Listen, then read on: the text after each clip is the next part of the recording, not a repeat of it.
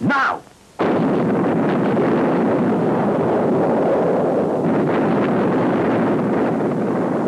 For the Bolshevik members of the National Assembly, Lenin's words had immediate results. They were arrested for opposing the war. They were convicted of high treason and exiled to Siberia.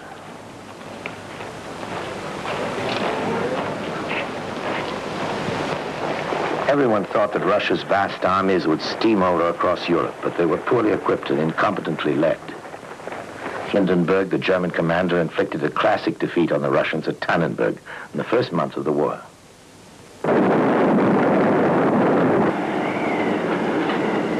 The Russian winter of 1916 was one of the coldest of the century.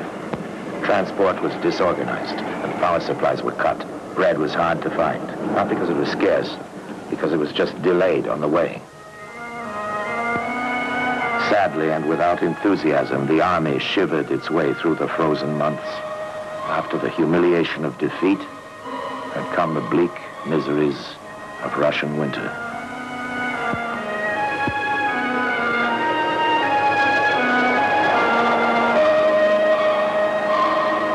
The broken armies could only endure, wait for the spring, and clear away their dead.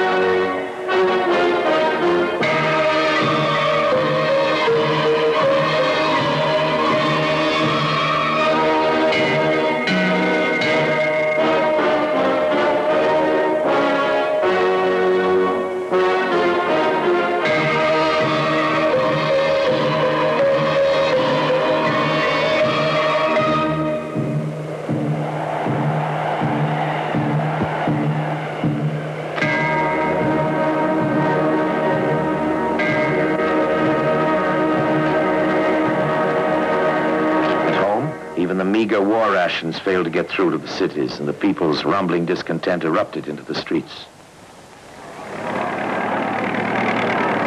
But the Empress was unmoved. People are running about shouting they have no bread. They do it only to create excitement. But the thing will pass and settle down, provided the National Assembly behaves. But the National Assembly was now inciting the people to resist their rulers. On February the 23rd, there was a general strike in St. Petersburg.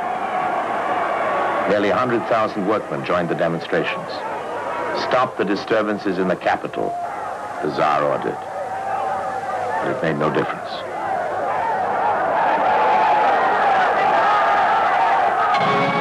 Four days later, the garrison of the city threw in their lot with the strikers, and most of those who mutinied were regular soldiers.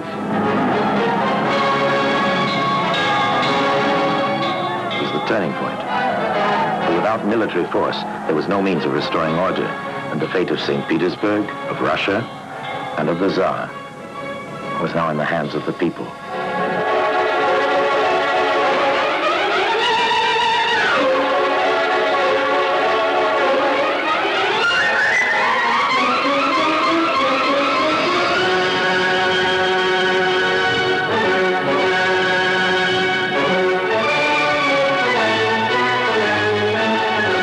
In a desperate search for leadership, the demonstrators marched to the National Assembly.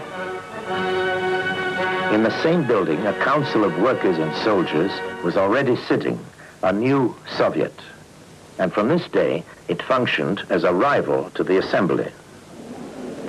Alexander Kerensky, a 35-year-old lawyer, was a member of both the Assembly and the Soviet. He was a gifted orator, and his brave appeal for the overthrow of the Tsar had made him a public idol. When the troops at the front heard of the riots in the capital and were told that the Tsar might fall at any moment, they cheered and laughed and waved their banners like everyone else, thinking, no doubt, that a new government might end the war.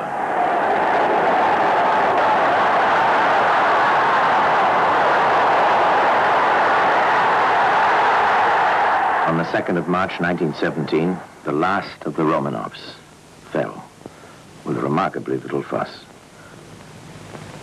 Without even a show of resistance, Nicholas signed the instrument of abdication. He was very obdurate, and so he had to abdicate. And the members of the Duma boarded his train at the siding, Pskov, and demanded his abdication. And he had to leave. There was nothing else he could do.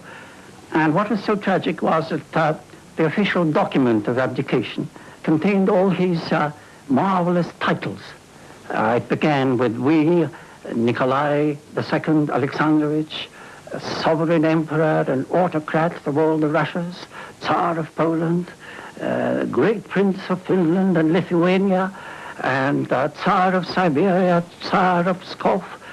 And so it went on, and etc., and ruler and hospodar of many other lands, to all our faithful subjects. But actually, he had very few faithful subjects left. And when he left headquarters for the capital, all his courtiers were leaving him surreptitiously. They were sort of dropping off at obscure stations, and he arrived all by himself, and he fell into his consort's arms, weeping, because he felt that he'd been terribly humiliated. And of course nobody wanted the Tsar by then, but he actually said to his consort, he said, now if the whole of Russia went down on its knees to me and asked me to return, I would not do it. The Empress took a different view. I understand your action, my hero, and I swear upon my life that we shall see you on the throne again. Placed there by your people and your army, you will be crowned once more by God himself on earth in your own land. On the day of the abdication, Alexander Kerensky was photographed in the grounds of the royal palace. The leader of a group of middle-class idealists, he was loudly applauded by the masses.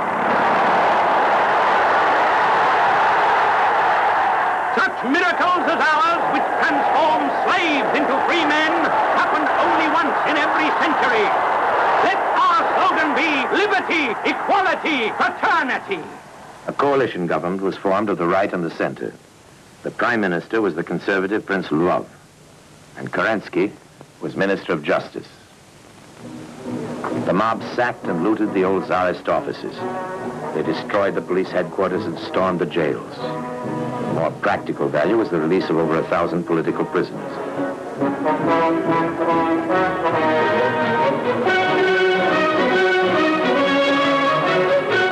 Many were Bolsheviks, who, to the new government's surprise and dismay, immediately attacked it as bourgeois and reactionary.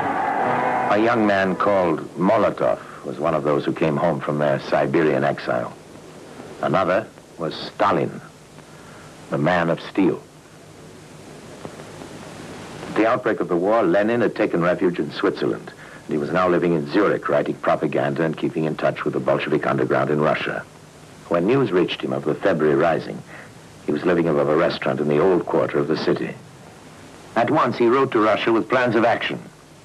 He called for an end to the war and appealed to the workers of all the fighting nations to overthrow their governments. He decided to leave his quiet Swiss refuge for St. Petersburg and the revolution as soon as possible.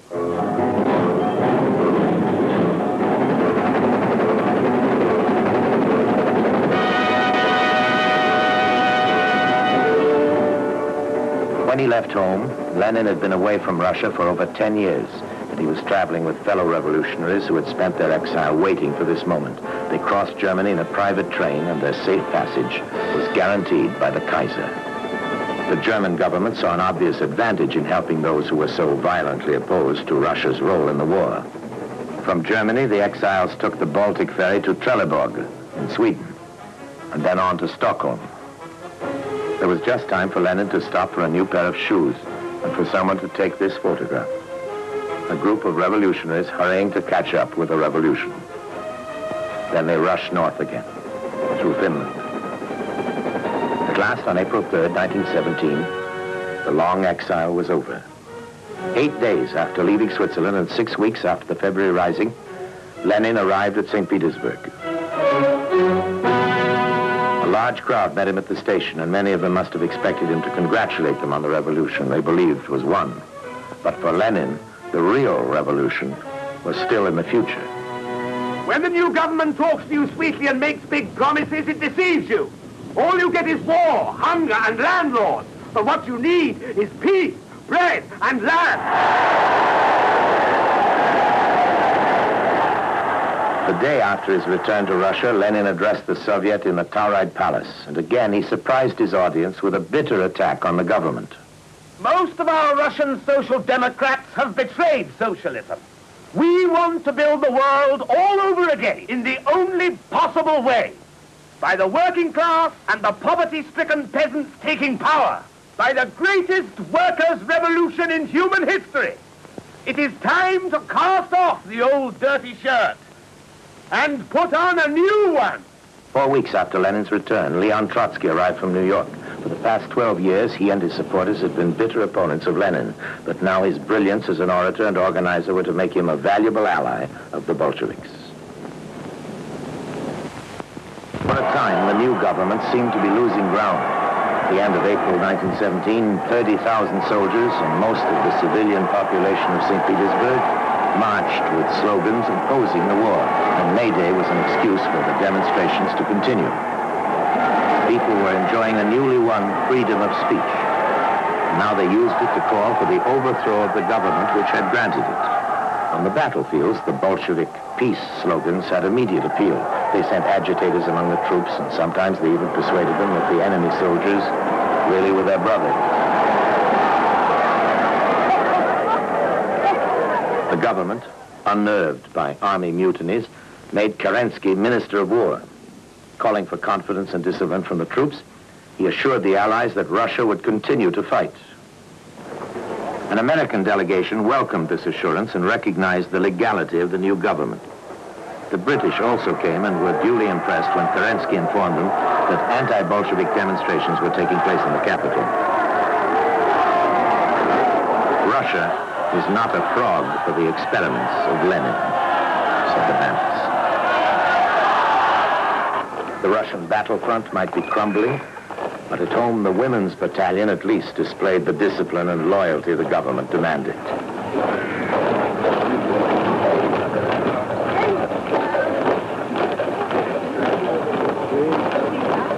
Theirs was a loyalty which was to stand firm until the night of Bolshevik victory in October.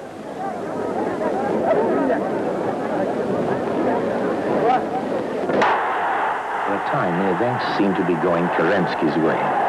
He visited the front and got an enthusiastic and loyal welcome.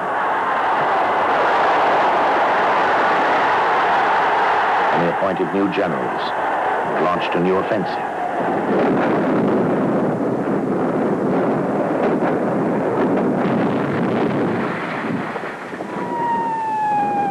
The new generals and the new offensive both failed. After each military defeat, the Bolshevik fortunes rose. For after all, they did keep calling for peace. They say there is not a political party in Russia which is ready to take full power. I say there is. Our party is ready. We demand the publication of the secret profits the capitalists are making from the war. Then we will arrest them. But Kerensky was not silent either. You Bolsheviks suggest childish solutions. Arrest, kill, destroy. What are you? Socialists or policemen? Tension mounted in St. Petersburg as the summer wore on. The demonstrations were spontaneous and uncontrolled. Neither the government nor the Soviet could handle the situation, and the revolution was in danger of being lost in a sea of anarchy.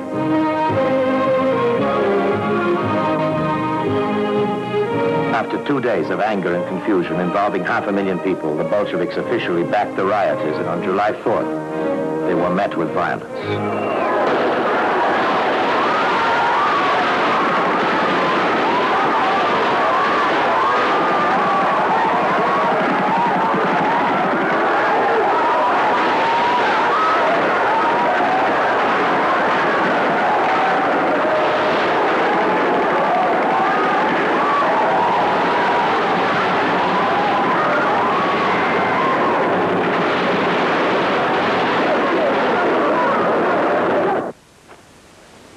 Alexander Kerensky became Prime Minister of Russia on July 7th, and at once he acted in the spirit which the shooting had symbolized. He sacked the Bolshevik headquarters, the former home of a ballerina.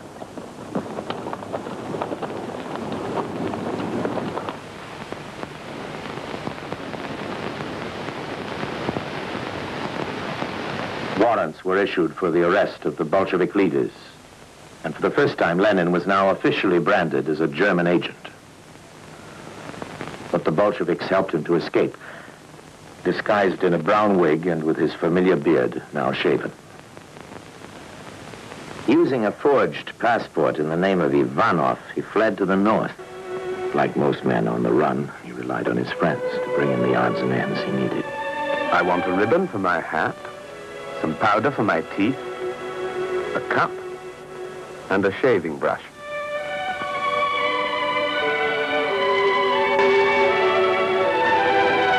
After a time, he felt unsafe and rowed across the lake to find a secure hiding place.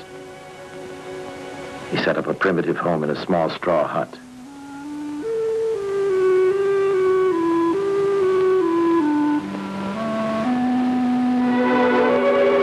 And here, using a sawn-off tree stump as a writing desk, he weighed the chances of revolution. Our membership has more than doubled since April. The army is demoralized, and the peasants are increasingly turning towards us. The government is divided and ineffective, and all the groups except our own are wavering. The bourgeois revolution will pass into the revolution of the working classes. It will happen. Not today or tomorrow, but very soon. At Moscow's Bolshoi Theater on August the 12th, the provisional government made a desperate attempt to rally the drifting forces of the country and create some feeling of unity. An all-party meeting was convened to discuss a way out of Russia's dilemma. And more than 2,000 delegates arrived to fill the stalls and balconies of the theater. They were intended to represent every group in the whole unhappy chaos of Russian society and politics. But the Bolsheviks were not among them. They boycotted the meeting, called a strike on the day of the conference, and accused the delegates of not truly representing the people. Out of the long session of empty wrangling, one strong man emerged, General Kornilov, the new commander-in-chief, who was so angered by the prevailing confusion that he took the law into his own hands by military action. It's time to hang these German spies with Lenin at their head and disperse the Soviet. I want to move a corps to within striking distance of the capital, so that when the Bolsheviks demonstrate, we can humble the traitors as they deserve. Although forbidden by the government, Kornilov's troops advanced on the capital. Kerensky relieved Kornilov of his command, and Kornilov in turn called for the resignation of the government. And his armor moved forward towards St. Petersburg. But Kornilov had seriously miscalculated.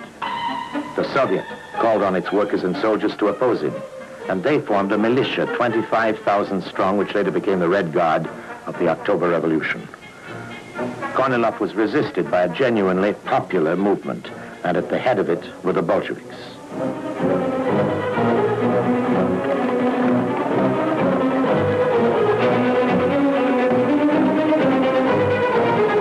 Against such resistance, Kornilov's armor spent itself in vain, and even his notorious savage division of the Wild Cossacks was undermined when the grandson of one of its own national heroes joined a delegation to argue it out of its attitude. Those who had resisted Kornilov returned to the city, and the victor was not the government, but the Bolshevik Party.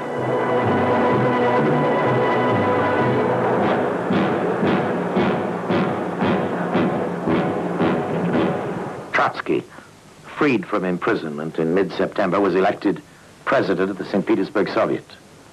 And for the first time, the Bolsheviks had a majority in the Soviets of both St. Petersburg and Moscow. Their fortunes, so low in July, were rising fast. In this house on October 10th, the Bolshevik Central Committee met, and by 10 votes to 2, supported Lenin's proposal for an armed insurrection. The minutes were in his handwriting. The position is clear. Either a dictatorship of the Kornilov sort or a dictatorship of the people. The masses have given us their confidence, and they ask not for words, but for deeds. In the Smolny Institute, formerly the Young Ladies' Academy, the Bolsheviks organized the insurrection, and the scene was described by the American reporter, John Reed. The Institute had been taken over by revolutionary organizations of workers and soldiers. Within were more than 100 rooms. On their doors, enameled plaques still informed the passers-by that within was Ladies' Classroom Number 4 or Teacher's Bureau. But over these hung crudely lettered signs, evidence of the vitality of a new order, Central Committee of the Soviet, or Union of Socialist Soldiers. The long, vaulted corridors, lit by rare electric lights, were thronged with the hurrying shapes of workmen and soldiers, and the sound of their boots made a deep and incessant thunder on the wooden floor. The landings were heaped with pamphlets and political literature.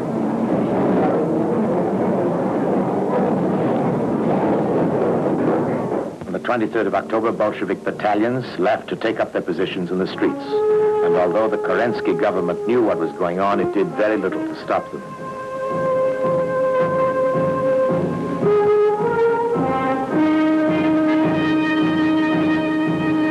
The government suddenly found itself short of armed support. The best it could muster was the still faithful battalion of women. And some cadets, and some students, with a cycle regiment in reserve. At the Winter Palace, the defenders built barricades against the expected attack.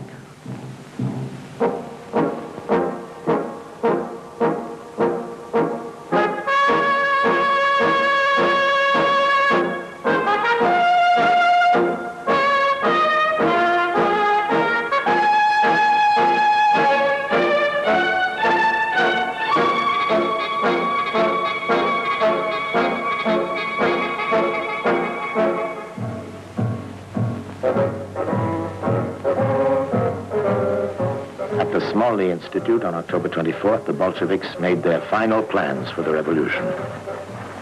Their leaders were now working without sleep.